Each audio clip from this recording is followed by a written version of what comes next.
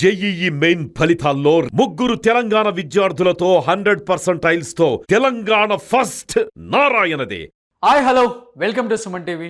నేను మీ రోషన్. సమాజంలో చాలా పనికొచ్చే పనులు చేసేవాళ్ళు ఉన్నారు, పనికి మాలిన పనులు చేసేవాళ్ళు కూడా ఉన్నారు.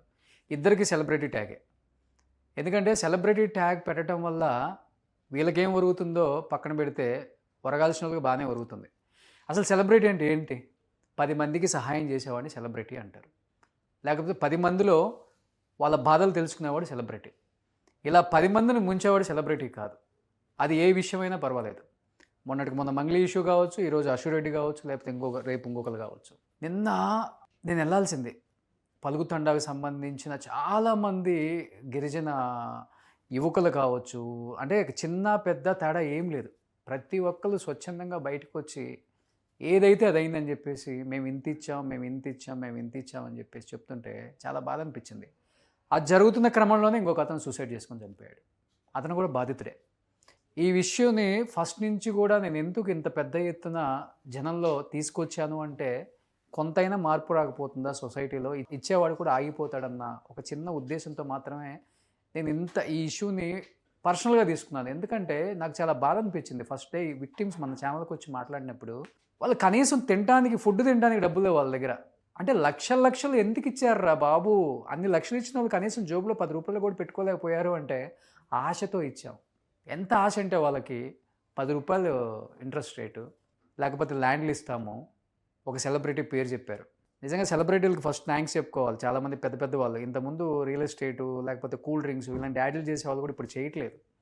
ఎందుకంటే ఫ్రాడ్లు ఎక్కువైపోయినాయి, మన పేరు బదనాం అయిపోతుందని చెప్పేసి గొప్ప వాళ్ళందరూ ఆగిపోయారు.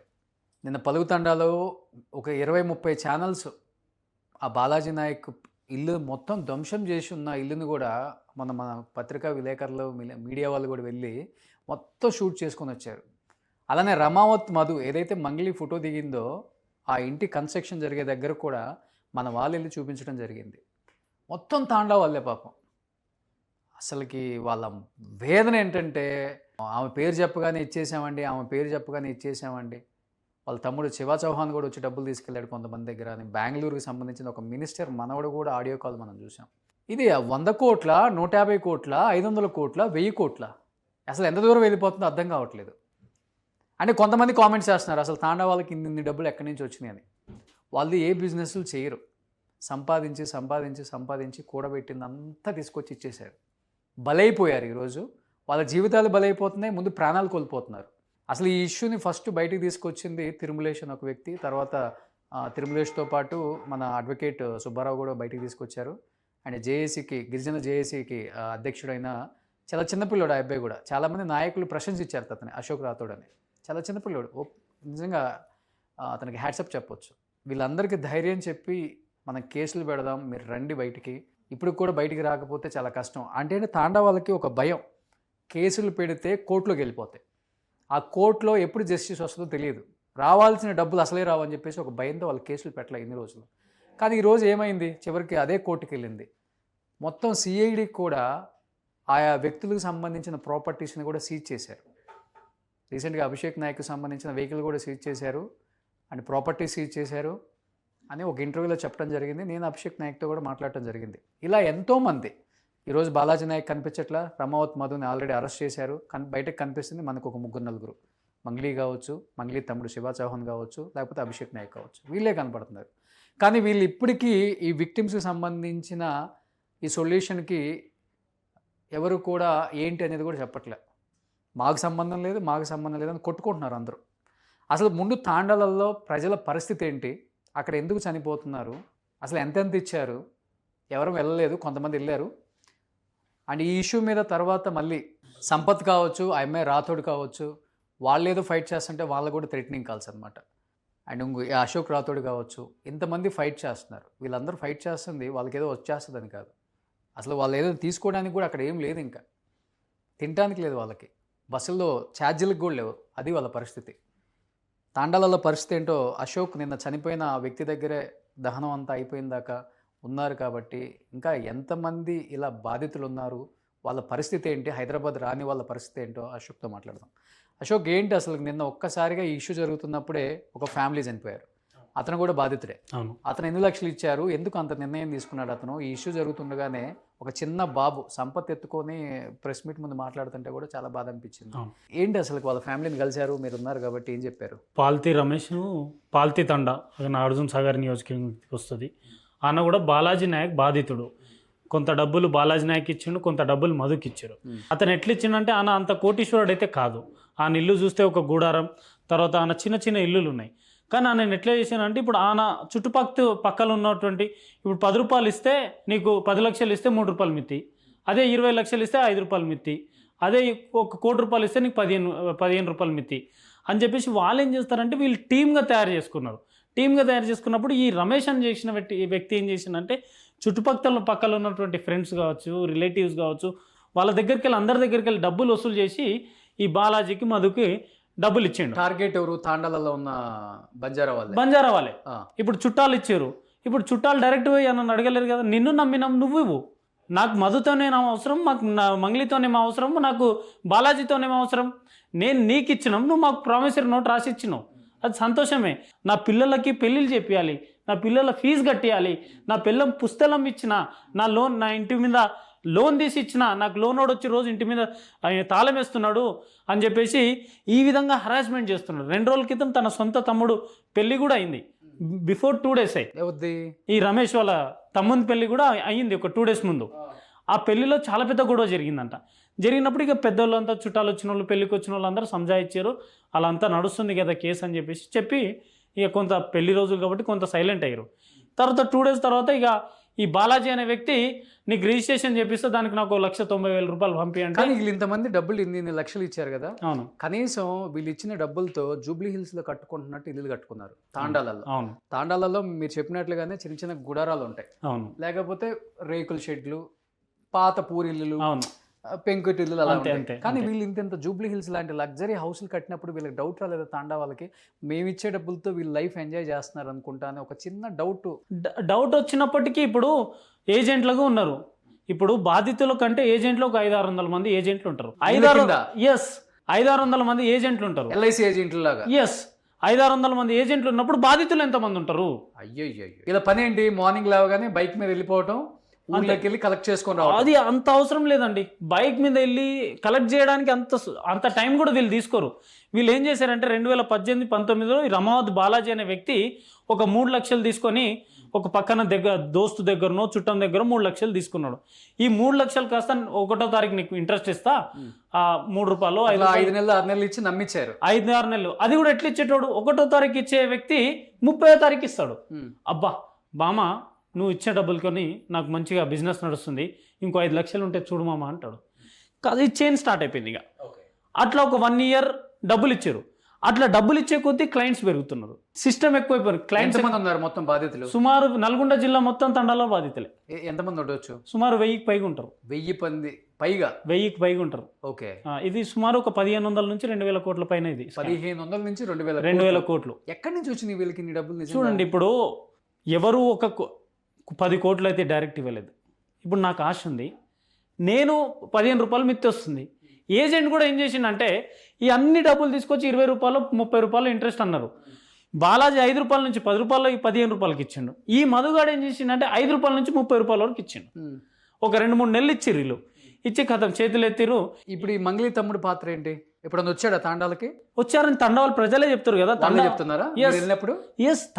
కదా మీరు కూడా. అవును, మేము మీడియా ప్రతినిధులు అందరినీ తీసుకెళ్ళి, అంటే ఇక్కడ మేము ఎప్పుడైతే ప్రొడ్యూసర్ కౌన్సిల్, మా సంపత్ నాయక్ గారు మేము ఎప్పుడైతే ప్రొడ్యూసర్ కౌన్సిల్లో మేము మంగ్లీ గారిపై చర్యలు తీసుకోవాలి, ఈమెపై ఆరోపణలు ఎదురవుతున్నాయి, ఇన్వెస్టిగేషన్ పూర్తయిన తర్వాత ఈమెకు అవకాశం. కేవలం ఆరోపణలు మాత్రమేనా, ఏమైనా నిజం ఉందా?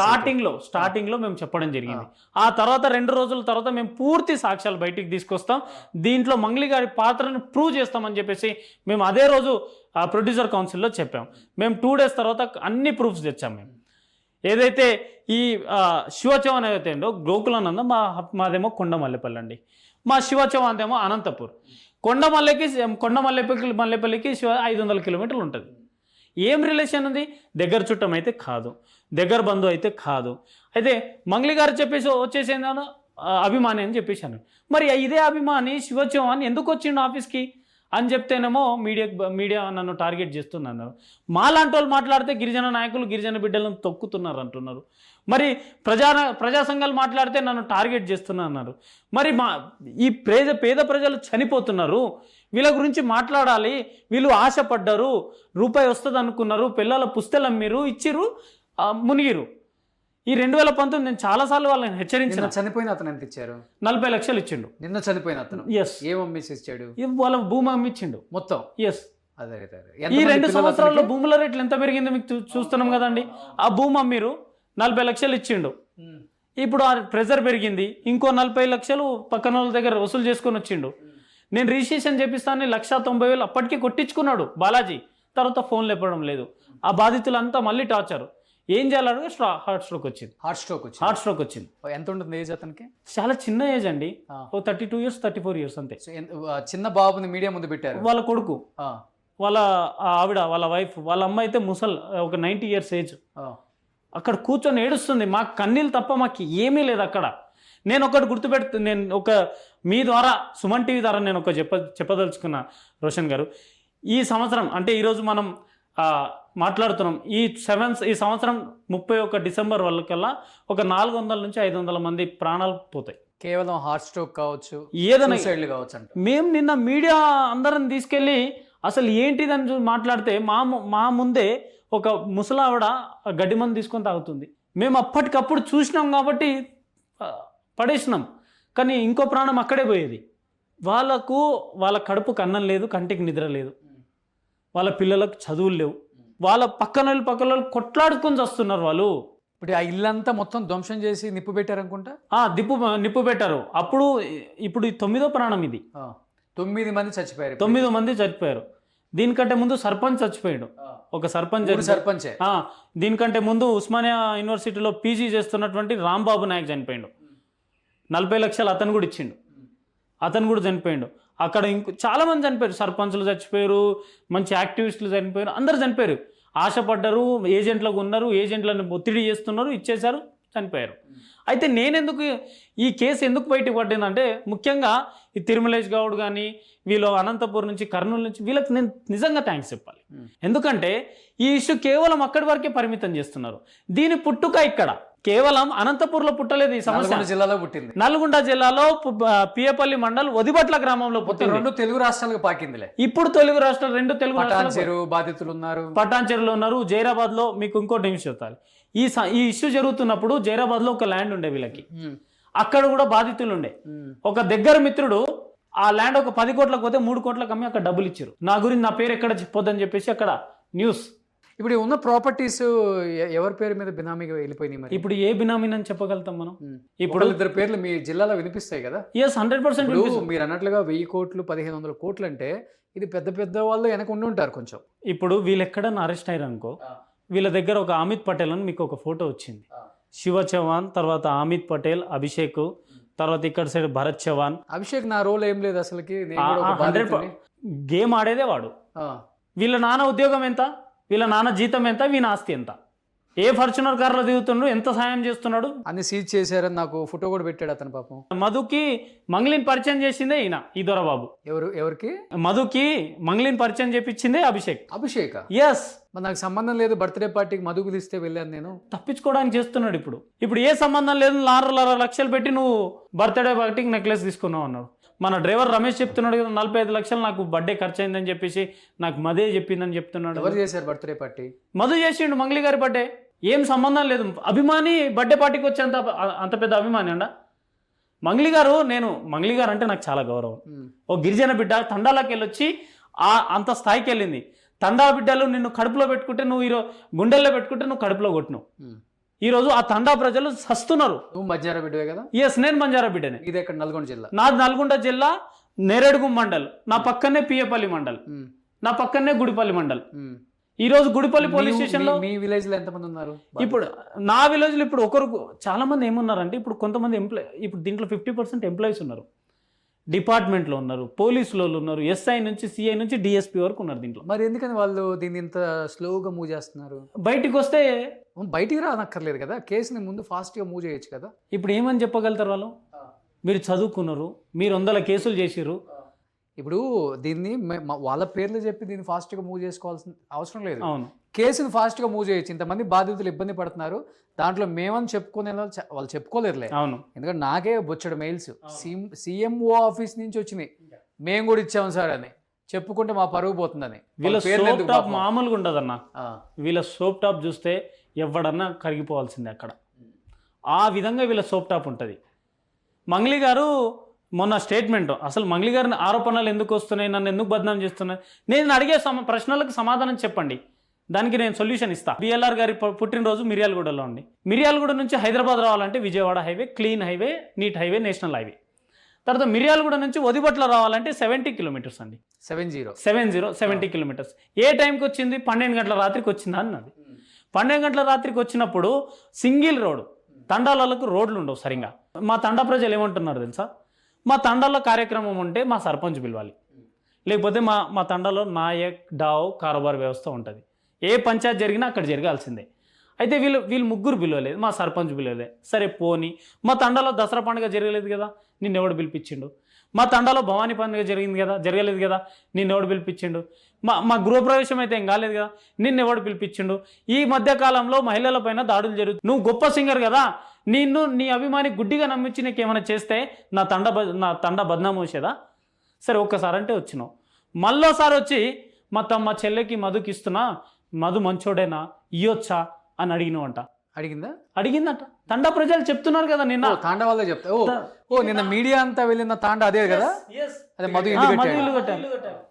దీనికి ఆ ఇంటికి ఇటుకలు కూడా వేపియలేదంట, మొత్తం కాంక్రీట్ తోనే వేపిస్తుంది. లేటెస్ట్ టెక్నాలజీ, ఇటుకలతో చేస్తలేం లేదు, అది కాంక్రీట్ తో చేస్తున్నటువంటి. ఇది ఒక 10 బెడ్రూమ్లు ఉన్నాయి దాంట్లో, 10 బెడ్రూమ్లు, సినిమా థియేటర్ ఉంది దాంట్లో, మంచి ఆఫీస్, లగ్జరీ, అంతా టాప్ క్లాస్. దానికి ఒక 10 కోట్ల ఎస్టిమేషన్ అంట. రాత్రి 9 గంటలకు వస్తామంట. మా తండా ఆడబిడ్డలను అడిగినామంట, నాకు సొలై చేసి పెట్టరా మీరు, నాకు చేపల ఫ్రై చేసి పెట్టరా మీరు అని అడిగినామంట. తండా ప్రజలకు ఏమొచ్చిందండి అబద్ధాలు చెప్పడానికి? వాళ్ళు ఎక్కడో పొద్దున్న లేస్తే కన్న భూమినే కన్న తల్లి అనుకొని అదే తన కళ్ళ తల్లి మీద నమ్ముకొని జీవితాన్ని ధారపోస్తున్నారు. వాళ్ళ జీవితాన్ని ధారపోసి మీకు ఇచ్చిన డబ్బులు ఈరోజు వాళ్ళ చావుల బతుకలు అవుతున్నాయి. ఆ రోజు 70 కిలోమీటర్స్ రావడానికి ఆ టైంలో ఏం అవసరం వచ్చిందండి? సరే వచ్చింది అనుకోండి, తర్వాత ఆ రోజు అభిషేక్ కూడా ఉన్నాడా? ఇక అభిషేక్ ఉన్నాడో లేదో మనం చూడలేదు. ఆ తర్వాత అంటే పరిచయం చేసింది ఎప్పుడు? ఇక ఇక్కడెక్కడో పరిచయం అయినట్టు, హైదరాబాద్లోనే ఎక్కడో పరిచయం అయినట్టున్నారు. అక్కడ నుంచి మన పంజగుట్ట ఆఫీస్కి వచ్చింది, పంజగుట్ట పోలీస్ స్టేషన్కి వచ్చింది. అతని రోల్ ఏంటి ఆ జిల్లాలో? అభిషేక్ ఒక బీఆర్ఎస్ నాయకుడు, అక్కడ స్థానిక ఎమ్మెల్యేలతో తిరుగుతాడు. తర్వాత ఇదే డబ్బులు వసూలు చేస్తాడు, ఎక్కడైనా చనిపోతే ఇక షోప్టప్, ఇక రీల్స్ బ్యాచ్ ఇదంతా. అయితే పంజగుట్ట పోలీస్ స్టేషన్లో కేసు పెట్టింది. పంజగుట్ట పోలీస్ స్టేషన్లో ఇంతకు ముందు ఆ మంగ్లీ గారి పైన ఎవరో ఆరోపణలు చేశారు. 3 రోజుల్లోనే అరెస్ట్ చేయించావు. అంటే ఒక సెలబ్రిటీ మీద నీకు ఆరోపణలు చేస్తే నువ్వు తట్టుకోలేదు కదా, మరి ఈ విధంగా నీ పైన 100 కోట్లు తీసుకున్నావని ఆరోపణలు చేస్తున్నారు కదా, నువ్వు మధు గారి పైన కంప్లైంట్ ఎందుకు పెట్టలేదు? మరి మా తండా ప్రజలు అదే అడుగుతున్నారు. ఒకవేళ మధు గారి పైన మంగ్లీ గారి కేసు పెడితే మధువే బయటికి వచ్చి ఈమె చిట్టా మొత్తం ఇస్తాడని చెప్తారు. మధు వెనక ఉందంటావు? 100% ఉంది. మీ తాండా వాళ్ళు చెప్తున్నారు, మా తండా వాళ్ళే చెప్తున్నారు కదా. వాళ్ళు ఎందుకండి, వాళ్ళకి ఏమొచ్చింది? పొద్దున్న లేస్తే పంట పొలాలు చేసుకొని బతికేటోళ్ళు, ఆశపడ్డారు, డబ్బులు ఇచ్చారు, అడ్డంగా ముంచినాం. ఇప్పుడేమో పంజగుట్ట పోలీస్ స్టేషన్లో ఇచ్చింది, తర్వాత సిపి సజ్జనార్ గారి దగ్గరికి. అంటే నీకు ఇన్ఫ్లుయెన్స్ ఉంది కాబట్టి నువ్వు పోయినావు. ఈ తండా ప్రజలకి ఏ సిపి ఆఫీస్ తెలుసు, ఏ కోర్టు తెలుసు, ఏ పోలీస్ స్టేషన్లో తెలుసు? అక్కడ నీకు పంజగుట్ట పోలీస్ స్టేషన్లో నమ్మకం లేదు కాబట్టి సిపి దగ్గరికి పోయినావు, సిపి గారి దగ్గరికి పోతే మళ్ళీ డీజీపీ గారి దగ్గరికి పోయినావు. అంటే ఏ పోలీస్ వ్యవస్థ మీద నీకు నమ్మకం ఉంది? ఎక్కడ పోయినా మాకు మధు గారి పైన కంప్లైంట్ పెట్టడం లేదు.